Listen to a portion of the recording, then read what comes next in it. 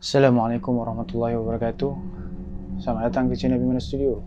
Untuk episod yang pertama ni, kita akan bincangkan tentang misteri ketukan pintu.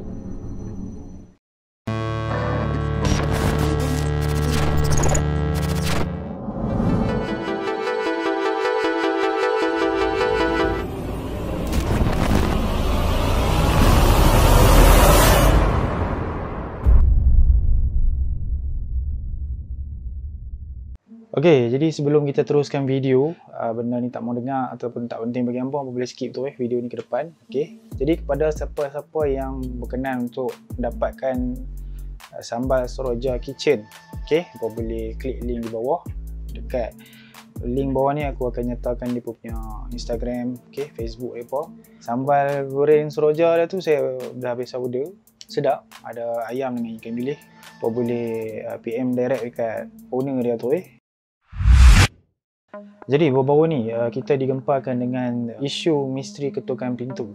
Isu ni dia tersebar dengan cerita sekarang sampai ke Pahang dah. Asalnya benda tu viral di Twitter, berlakunya di Sabak Bernam dekat Selangor, dan dia merebak ke banyak negeri sekitar Belah-Belah, Melaka, Johor, lepas tu yang terkini Pahang. Banyaklah YouTuber dekat Malaysia lah khususnya yang buat video tentang misteri ketukan pintu ni. Banyak sangat. Jadi aku tak boleh nak cerita penuh, aku cerita ringkas je lah pasal YouTuber tu dah cerita, boleh katakan detail juga di situ.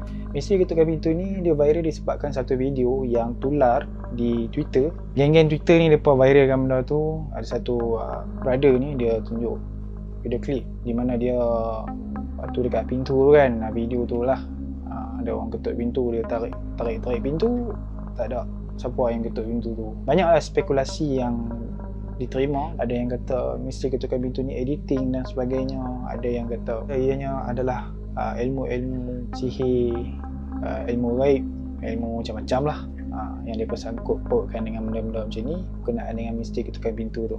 Cerita pasal misteri ketukan pintu ni sebenarnya benda ni dah lama dah berlaku. Bukan kata yang baru-baru ni dia viral. Disebabkan viral pun pasal media sosial kan. Media sosial zaman sekarang kan, dia kata teknologi kan. Dan banyak juga YouTuber yang explain sebelum-sebelum ni pernah berlakunya macam apa ni, kum-kum tu kan. Lepas tu ada lagi benda-benda lain lah yang kaitan dengan ketuk-ketuk pintu ni. Saya ada satu pengalaman waktu dulu di mana saya di kampung di Kuala Kangsar, Perak. Diketuk pintu lah pukul 4.3 pagi macam tu. Tapi waktu tu saya kecil lagi lah, tak sebesar ni lah. Saya kecil lagi, saya ingat lagi waktu tu kami tengah tidur dengar orang ketuk pintu banyak kali kot. Ada sometime tu saya dengar seorang-seorang pun dah. Orang lain yang berada dalam rumah opah saya tu pun ada dengar, tapi dia pun ignore saja. Dia buat tak tahu, dia buat tak peduli, dia pun tak layan. Benda tu tak viral pun benda tu waktu tu.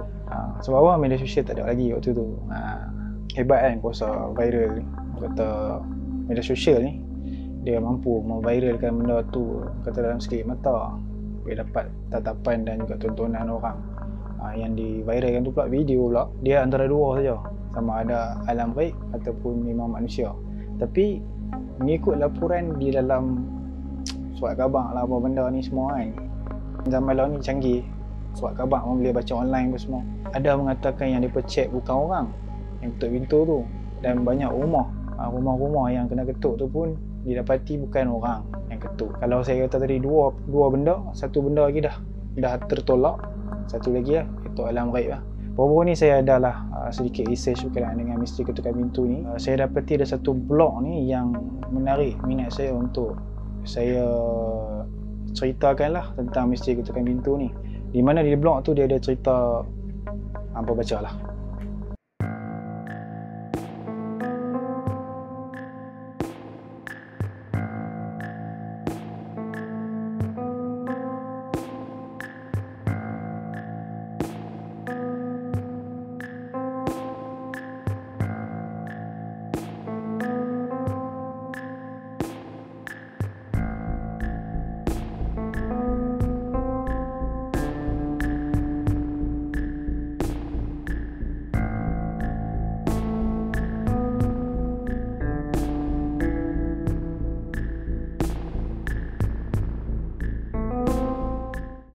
Benda tu macam disuruh oleh golongan-golongan atasan daripada pihak dia lah, bukan pihak manusia. Okay? Jadi macam kita kenal, manusia ni pun ada golongan-golongan atas. Kita pun kadang-kala disuruh kan, dengan golongan atas secara tidak sedar. Jadi mereka ni directly kena suruh. Okay? Mereka pun makhluk sama juga macam kita duduk di bumi juga, di muka bumi. Benda ni dia sukar untuk kita kadang-kadang nak faham. Tapi kita sebagai orang Islam, kita kena percaya benda ni sebab benda ni memang wujud. Macam mana hampa baca tadi kat, aku tunjuk dekat blog tu pun, mereka ni disuruh oleh golongan-golongan atas. Golongan-golongan atas jin lah kan. Siapa lagi kan? Huruf D tu. Untuk percaya selain orang kata keimanan kita kan, orang-orang dulu kan suka duk, dia jadi macam satu tradisi bagi kita. Kalau dulu-dulu panggil pawang apa semua kan, Tok Bomo apa semua. So benda tu dia dah menyimpang jauh lah daripada agama kita. Aku tak apa nak ambil pot sangat bab-bab yang kata editing dan sebagainya tu. Tapi kalau benda tu berkaitan dengan alam gaib, ya aku percaya benda tu memang wujud dan pernah berlaku juga pada pengalaman saya sendiri. Jadi macam orang kata no wonder lah kalau perkara-perkara macam tu nak berlaku juga pada orang lain. Jadi itu sajalah untuk video kali ini. Jadi slot baru ni kalau boleh saya akan singkatkan lah supaya video tu tak panjang. Video tu akan jadi pendek je, sekadar informasi dan juga pengajaran buat kita bersama. Jadi apa-apa yang saya katakan tadi tu, kebaikan-kebaikan itu boleh diambil dan ianya datang daripada Allah SWT. Dan yang mana buruk-buruk rasa macam tak betul tu boleh tinggalkan komen kat bawah sebab itu semua datang daripada saya lah. Assalamualaikum warahmatullahi wabarakatuh dan selamat malam.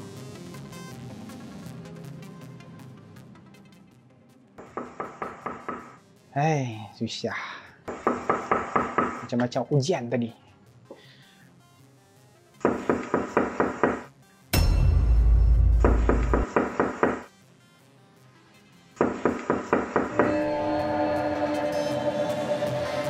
Tak ada buat lah.